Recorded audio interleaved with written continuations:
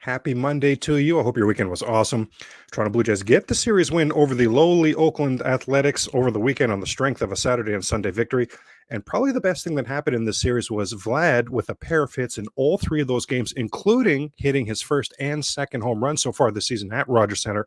Had 19 last season at Rogers Center, right? Like Vlad, let's get it going, right? Toronto Blue Jays off today, and thank goodness they're sort of like us, right? They hate Mondays as well. Blue Jays just 1-7 so far this season on Mondays, so nice to have them off today.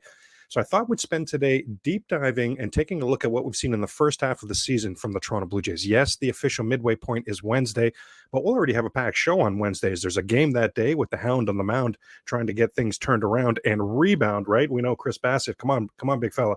So I thought we'd spend today, the off day, deep diving what we've seen so far from the Toronto Blue Jays at the midway point. You are Locked On Blue Jays, your daily Toronto Blue Jays podcast. Part of the Locked On Podcast Network, your team every day. Hello, friends. Craig Ballard, Locked On Blue Jays. Been locked on the Toronto Blue Jays pretty much my entire life, ever since I can remember, I'll tell you that. This is my first year as the host of the Locked On Blue Jay podcast. And of course, keep in mind the Locked On Blue Jay podcast, part of the Locked On Podcast Network, your team every day. Also want to keep in mind that every single Toronto Blue Jay game is available for you to catch this season on SiriusXM. If you're taking in this episode today on the Locked On Blue Jay Podcast YouTube channel, I want to thank you for that. I want to welcome new subscriber Stoner2403. Thank you for hitting that subscribe.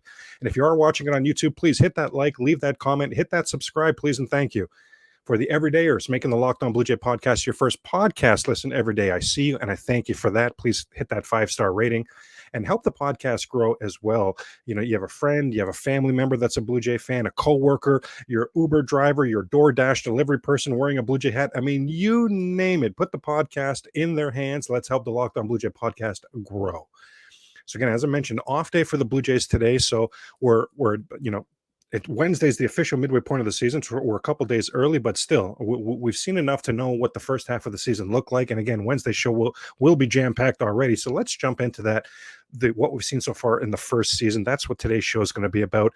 And of course, very sadly, right, none of us are happy about this, but what has been the main storyline, the top storyline, not just for the first half of the Toronto Blue Jays this season, but really one of the biggest storylines in all of baseball is the massively sharp decline of Alek Manoah. That's the Blue Jays opening day starter this season. That's the Alek Manoah that finished third in Cy Young voting last season. That's the Alek Manoah who set a Toronto Blue Jay franchise record for the best whip, walks, and hits per innings pitched last season. Like, that's the absolutely on fire Alek Manoah, who right here, right now, is not even on the big league level. Just a stunning turn of events. All of the projection systems in the offseason, they all projected that Manoah's ERA would double this season, that his ERA would be in the 4s this season. And I remember talking to my cousin at the beginning of the season, and because I was mentioning that, right, in the week leading up to the Blue Jays season, we every day, as we'll remember, we deep dive that subject. And my cousin just saying, I mean, that can't be true. How could all of the projections have Alek Manoah taking such steps backwards, and they all have his ERA in the 4s this season? I didn't see it coming. I didn't agree with that. I'm absolutely stunned with what we've seen from Alek Manoah. Truth be told, can you even believe at this point? I mean, his ERA is at 6.36. At this point, we would welcome an ERA down in the 4s. Just stunning. A minus 1.2 WAR for Alek Manoah to start this season. My goodness. He's 1-7, 6.36 ERA. At the Rogers Center, he's 0-4, 8.68 ERA. Pardon me. 8.68 ERA for the big fella in front of the home crowd. He was 12-4 with a 2.38 ERA coming into the season at Rogers Center. 12-4, 2.38 ERA for the big fella at the Rogers Center. That 4 still remains, but unfortunately it's now, instead of 12-4, it's now 0-4 this season, and that ERA has quadrupled. Are you kidding me? The Blue Jays just 4-9 when Alek Manoah on the mound. Now, that's overall. They won his first 3 starts, so they lost 9 of his last 10 starts. They were 34-17 in Alek Manoah starts. They were 34-17 coming into this season. So to be 4-9 is stunning.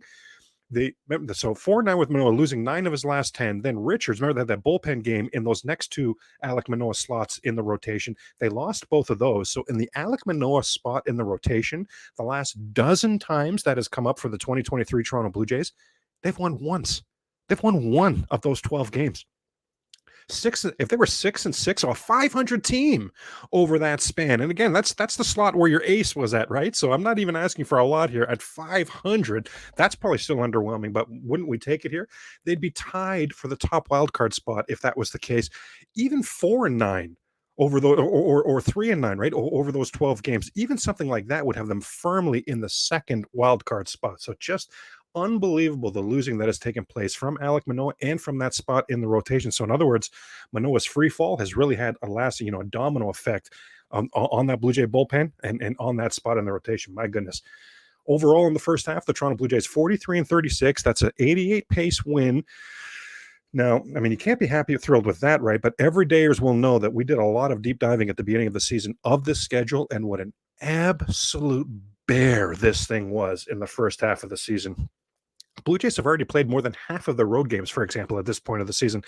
After the All-Star break, the Blue Jays will play 71 games, 40 of those at home. Like, the schedule is really opening up. The heavy lifting of that it's the toughest schedule I've ever seen. And it's not nefarious or anything like that, right? It's because of the Blue Jays. It's because the Rogers Center wasn't available. It's because of the renovations. But nonetheless, regardless of what the reason is, just the hardest schedule I've ever seen to start a season. Does it ever open up? The heavy lifting on that part of the schedule is done. Things open up big time here. I want to really shout out in the first half of the season that the Blue Jays are 12-7 in one-run games. There are some good one-run game teams in the National League. In the American League, no one is close to the Toronto Blue Jays. 12-7 by far, by a mile. The Blue Jays, the best team in the American League in those close one-run games.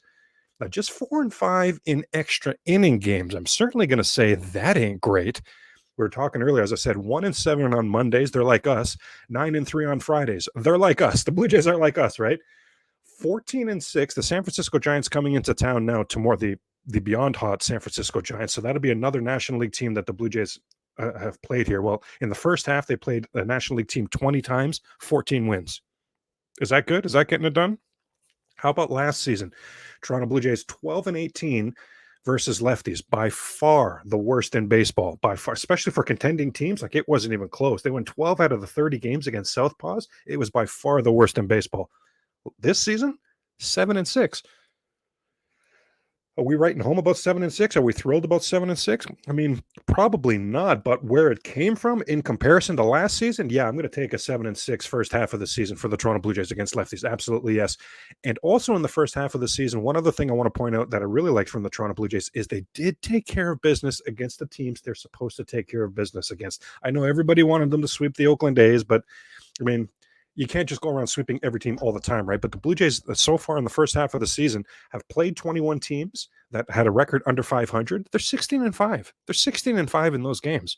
It's about the third or fourth time here that I'm going to say, even though a lot of these things are a little bit underwhelming, I'm still going to say I'm going to take it. And really, remember, the underlining point of why some of these things, hey, I'm going to take that, is because, as we've talked about, the schedule is about to really open up. There's a lot of schedule wins coming up for the Toronto Blue Jays as we get into the All-Star break, and especially after the All-Star break. In the first half of the season, we saw the Blue Jays. They started at 1-3, then they'd win their next 4 games, and they haven't been back to 500 since. Twice in the first half of the season, they got all the way down to just 1 game over 500, but never back to 500 since that first week of the season. Since Saturday, April 29th, that was the high point. Saturday, April 29th, Kevin Gausman threw an absolute gem. He established that new career high with 13 strikeouts. That was that 1-0 game that Saturday, if I remember correctly, against the Mariners. Yeah, I'm pretty sure that was that Saturday game at home against the Mariners. Zach Pop, Romano, and Swanson all came in and shut the door. In the bottom of that was the game in the bottom of the 11th with the bases loaded of our show. Rocked that ball out to right field. Blue Jays won 1-0. That put the Blue Jays at 18-9, and that 9 games over 500. That's the high point of the first half. At 26-25 and 27-26. Again, there's those 2 times the Blue Jays in the first half came within 1 game, just 1 game over 500. Currently now it's 7 games over 500. More deep diving the first half of the Blue Jay season in just a moment here, as we're about to get into looking at the production we've seen on the road versus the production we've seen at Rogers Center. And be sure to check into the Locked On Blue Jay podcast tomorrow as we deep dive what we've seen in the first half so far from the pitching staff.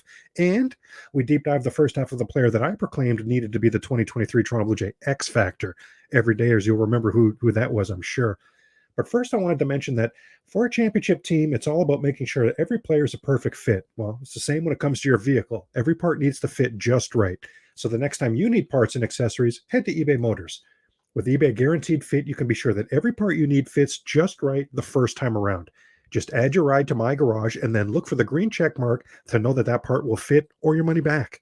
Because just like in sports, confidence is the name of the game. And when you shop at eBay Motors with over 122 million parts to choose from, you'll be back in the game in no time. After all, it's easy to bring home a win when the right parts are guaranteed. Get the right parts, the right fit, and the right prices at ebaymotors.com. Let's ride. eBay Guaranteed Fit only available to U.S. customers. Eligible items only. Exclusions apply. How about on the road? We've talked about what an absolute bear the road schedule has already been for the Blue Jays. Jay started 9-7 on the road, started really well on the road, but that disastrous 3-9 road trip, you'll remember it. First 4 games at Boston, swept. At Boston, unceremoniously swept. Remember, the Blue Jays came into this season having won 20 of the last 24 meetings against Boston. Jays were on a 20-4 run. Well, the Red Sox swept them, just smacked them right out of town 4 straight. Really odd. The Blue Jays would sweep that weekend series against the Pirates, but then they finished that road trip with being swept in that little mini 2-gamer at Philly. So that 3-6 road trip really turned things around on the road for the Blue Jays.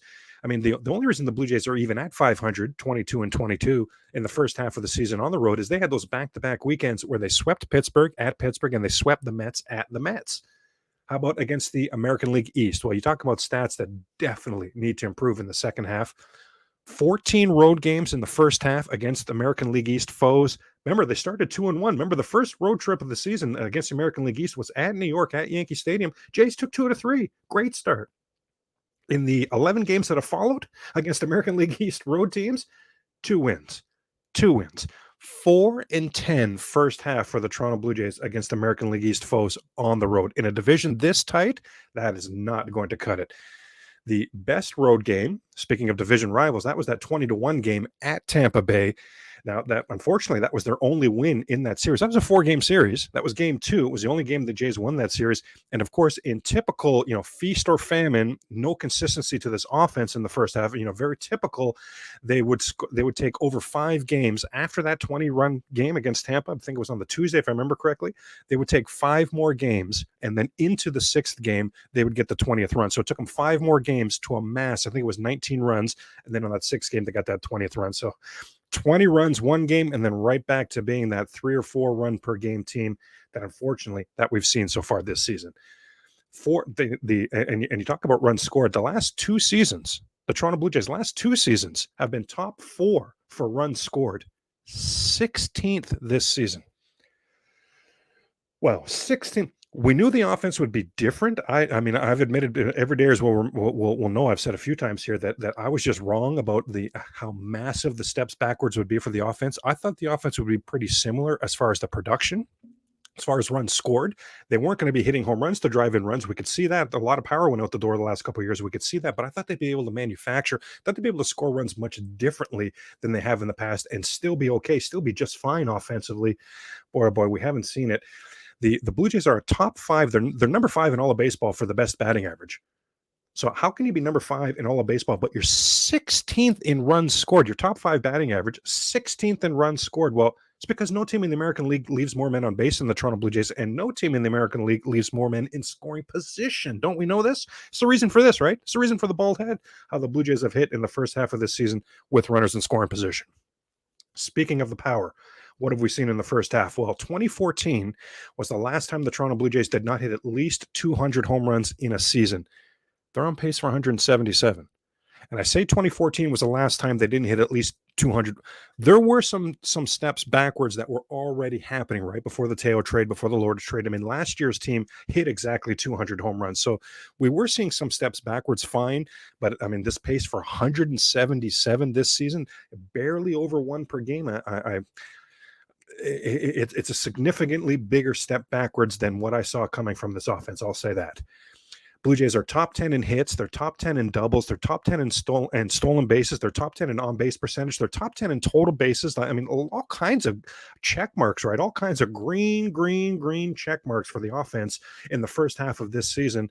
Last season, the Blue Jays averaged 9.04 hits per game. This season, Blue Jays average 9.04 hits per game. It's all about the power diminishing and really just such a lack of hitting with runners in scoring position. How about at home? What have we seen from the Blue Jays in the first half at home? 21-14 record. Average attendance at a titch over 35,000. Now that's the best it's been in 6 years. So the renovations, the hype around the team, we see, the excitement for Toronto Blue Jay baseball, absolutely doing really, really well right now. At home, the Blue Jays started 12-3. They were an absolute house of fire. Remember, they had that sweep in there against the Chi Sox, against the Chicago White Sox. They won that first game 5-2, then won 7-0 and 8-0, complete domination. And then I think it was the next week, that weekend at home against Hotlanta. Remember, the Hotlanta Braves came into town. Jays unceremoniously just smacked them, just swept them right out of town as well. Now, since then, since that 12-3 start, just 9-11, 9 wins in 20 home games for this team. Wow. This team's been on fire at home since they returned in 2021 from COVID. So that's a stunner. The only highlight lately at home for the Toronto Blue Jays was taking 3 out of 4 in that Houston series. Remember, Houston walked in the door in game 1 of that 4-game series, put 6 up against was Gosman, I think, right? Puts just punched the Blue Jays right in the mouth, and then would go on to win that game 11-4, but the Jays took the next 3. That's really been the only highlight in the last several weeks as this first half of the season comes so close for the Toronto Blue Jays. As we continue to take a look at what we saw in the first half for the 2023 Toronto Blue Jays, we want to go back because I want us to deep dive something specific. Everydayers will remember we deep dive this at the beginning of the season. If you're an everydayer, you know full well there was a lot about the offseason that I liked for the Toronto Blue Jays. There are a lot of moves. Now we know the offense, in particular, the power was going to take steps backwards, but massively improved team defense is what we thought we were in for. That's what we've seen in this first half. Unprecedented team base running. A lot of base running blunders, yes, absolutely, but the versatility and the speed, the stolen bases, it's not just the rule changes, right, that are leading to the Blue Jays being, I would say, more creative, more aggressive, and more successful than we've ever seen on the base pass, in particular for the steals. It's the roster itself. A lot of stolen base guys brought in. Kiermaier can run bases very well. Whit Merrifield can run bases very well. Dalton Varsho can run bases very well. So a lot of the recent additions to the Toronto Blue Jays, we're going to see some of the power take steps backwards, no doubt about it. But again, the defense has been as advertised, and the team base running has been as advertised. Now, even with that said, with the new, the flexibility that was brought in, the way that this team was constructed, which I did like, even with that said, I firmly believed this, and I still firmly believe this. I still think that the key to the Toronto Blue Jays offense in 2023, the heavy lifting, has to be done by the usual cast of characters, not any of the new guys. I'm talking about the top of that lineup: George Springer, Bo Bichette, Vladimir Guerrero Jr. None of these 3 gentlemen performed to their potential last season. And for 24, 25-year-olds like Bo and Vlad, never mind performing to their potential or what their average season has been, we wanted steps forward, and the 2023 Toronto Blue Jays absolutely require steps forward from these batters. George Springer, Bo, and Vlad last season, in wins, they combined to hit over 300. In losses, they combined to hit just 240. In losses, all 3 of their OPSs were in the 700s. This is completely unacceptable. When any of these 3 hit a home run in their first or second at bat for the Blue Jays. So in other words, we're the table setters, got things going. We're the catalysts like they need to be and are supposed to be for the Blue Jays. Jays went 17-5 in those games. So you see the importance these guys bring to the table. So in the first half of the season, what have we seen from George Springer, Bo Bichette, and Vladimir Guerrero Jr.? Well, Bo, we're not going to have a whole lot to talk about with Bo, right? Certainly not in the negative category. We can just sort of take it as read that he has been awesome. We will get to Bo in a moment, though, of course, because he deserves to be highlighted. He has been sensational in the first half of 2023. Springer and Vlad, they're hitting 300 when the Blue Jays win. The Blue Jays are 8-3 when either Springer or Vlad homer in either their first or their second at bat of the game. We talked about that, right? Being that catalyst, setting that table for the Blue Jays. 8-3. They were 17-5 last season under those same circumstances. Now, Springer and Vlad in losses, again, hitting 300 in wins, 239 in losses. And George Springer's OPS in losses, 612. So we can talk a lot and should talk a lot because the entire team, I mean, believe it or not, Springer, Bow, and Vlad are actually doing well with runners in scoring position. So we know the main issue of the Toronto Blue Jays this season offensively has been the hitting with the runners in scoring position. But I still say that I just really believe the top of this lineup here has to be the one doing the heavy lifting. Have we seen that from George Springer? Have we seen that from Bow? Have we seen that from Vlad? Well, we're starting with Springer here. My goodness, 1.1 WAR so far for George Springer. That's seventh amongst position players. Now, he shouldn't have a higher WAR than, or shouldn't have a lower WAR than the DH. The DH doesn't get the defensive aspect of WAR. So of a nine player team, George Springer is seventh currently on the team with that 1.1 WAR. I mean, is that going to cut it? My goodness. Remember, he was 5 for 6 on opening day, and then we started to see the struggles right away. We started to see the inconsistencies right away. That opening day was chef's kiss. It was incredible. He had 5 hits opening day. Over the next 7 games, he totaled 5 hits over 32 at-bats. I mean, we saw the struggles start to happen early. Now, yes, he did have one yesterday, and it was awesome, and thank goodness. And let's see a lot more. That I'm talking about that leadoff Springer dinger, right? That Springer dinger that leads off a game for the Blue Jays. It's just the 3rd time he's done that this season. Did it 9 times last season. Now, yes, George Springer did have a stretch of a few weeks where he was hitting the ball hard with bad luck. It's very true. But one thing that really stands out to me, at this point, he's got 300 at-bats halfway through the season. Now, that's the same amount of at-bats that he had during that injury-plagued 2021. So he's got the exact same games played and amounts of at-bats right now at the midway point of 2023 as he had in 2021. Well, in 2021, in those 300 at-bats, he had 22 home runs. Just 11, half of that production this season. And the average is lower than it was in 2021, and the on-base percentage is lower than it was in 2021, and the OPS. Springer's OPS in 300 at-bats in 2021 was 907. Extremely legit, like downright really good. It's 741 this season. I mean, is this the heavy lifting we talked about? We talk about Springer, Bow, and Vlad. We need, in my opinion, again, right, need Springer at least playing to his potential. Now, for Bow and Vlad, these guys are, 24-year-old youngsters, 23, 24, 25 in that age range where we need to see steps forward from those guys. For George Springer, he's probably more down that road where he sort of is who he is. But again, so we need him. The 2023 Toronto Blue Jays need George Springer at least performing to what they've seen him perform to in the past. And so far in this first half, I know it's unpopular. People love George Springer. I know it, but I have to call it the way I see it. It just hasn't been good enough for George Springer in this first half. This will be the 4th season in a row and 3rd season in a row with the Toronto Blue Jays where he's not even hitting to his career average. Again, talk about someone, I don't need George to take steps forward, but we need George to at least hit to what he's hit to in the past. All 3 of his Blue Jays seasons, he's also below his career average for on-base percentage. And this season, his slugging percentage and his OPS for George Springer in the first half, he is on pace for by far the lowest slugging and the lowest OPS in his career. He's on pace for the worst WAR of his career. George Springer, the most double plays he's ever hit to in his career in a season is 12. He's already at 10. He's already at 10 in the first half. I mean, so easy to love George Springer and cheer for him. Seems like a great teammate. I get all the good stuff that you're going to throw at me. I get it. I'm right there with you. But man, cut and dry. The first half of the season was not, could not, I just can't say it was acceptable from George Springer. Needs such a better second half from George Springer.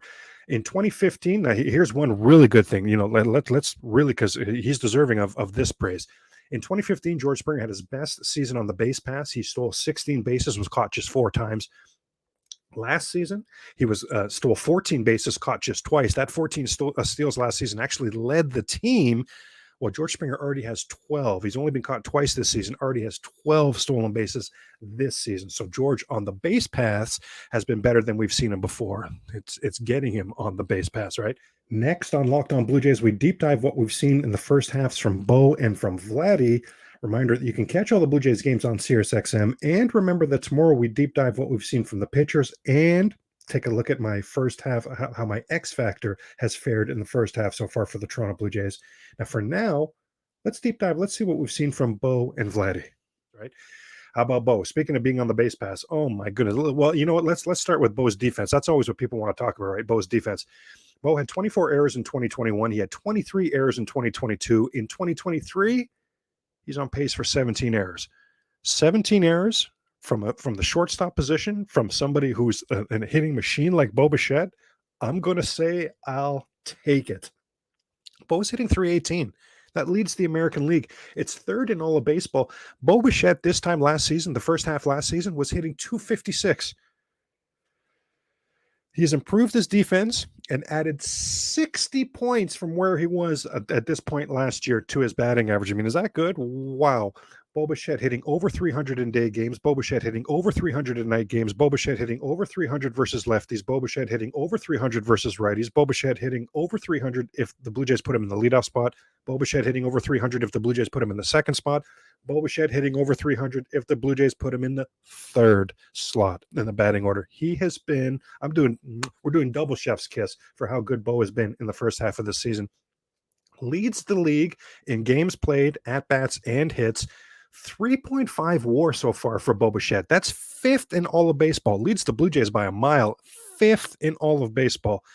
Bo's average, again, talk about especially Bo and Vlad. Can't just see what we've seen before. They both need to take steps forward for the 2023 Toronto Blue Jays. Well, has Bo taken steps forward? His average, his on-base percentage, his slugging percentage, and his OPS, all on pace for career highs, all on pace to finish well above his career average. Bo getting it done. Bo Bichette, 12th in MVP voting in 2021, 11th in MVP voting in 2022. And if things keep going this way, I mean, we're for sure going to see a top 10 MVP voting. He keeps us up with the WAR. Like, is there a scenario? We talked about the schedule really opening up for the Blue Jays in the second half. Can they make a huge run and threaten Tampa for the American League East division? I'm going to say probably not, but it wouldn't shock me that a huge run happens where the Blue Jays are the first wild card team. So in other words, a stellar second half to go with the first half we've already seen from Bo. I think these things add up to a top 5, maybe a top 3 MVP finish for Bo Bichette. That is how good. That's the start he's off to in this first half of 2023. Bo Bichette coming into last season had hit into 14 double plays in his entire career. Well, he hit into 21 last season alone, by far a career worst. On pace for 15 this season. So even that aspect of his game has improved. How about our man Slim Daddy Vladdy? How about Vladimir Guerrero Jr.? Oh boy, 709 OPS in losses, 851 OPS in wins. Is Vlad important? Is Vlad important to contribute to wins? Has he been the Vlad that we expected him to be? Has he been the Vlad that we needed him to be? I'm going to say, I mean, how can we say he has been? In 2021, Vlad led the league in 7 different categories. Since then, the only offensive category he's led the league in is last season. He led the league in grounding into double plays. This season, he's leading the league in grounding into double plays. Are you kidding? That's an extreme fall off. How about extreme fall offs? How about 48 home runs for Vlad in 2021? 44 since. 48 home runs in 2021. In the season and a half that have followed, 44. 311 in 2021, just 287 since.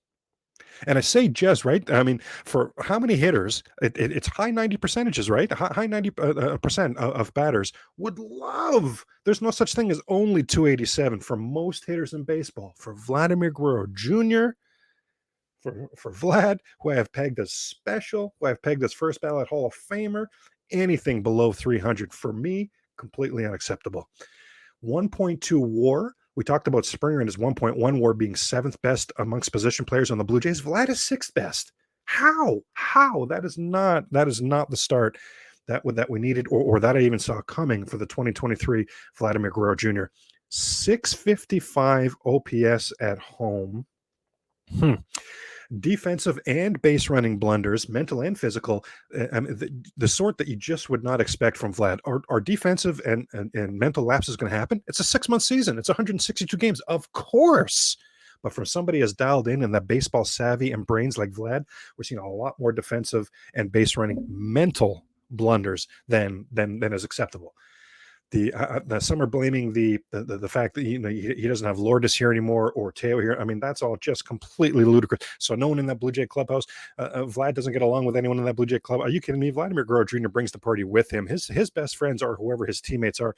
Vlad grew up in Major League Baseball locker rooms. He's seen a zillion times coming to work with his dad. And hey, where's Uncle Juan. Oh, Uncle Juan was traded last night. Here's your new uncle. Here's Uncle Ricky. Like, he would have seen the business of baseball ever since he could remember. So the Blue Jays conducting business this offseason that happened to involve Teo and Lourdes, no, that is not at all something that is bringing down Vlad.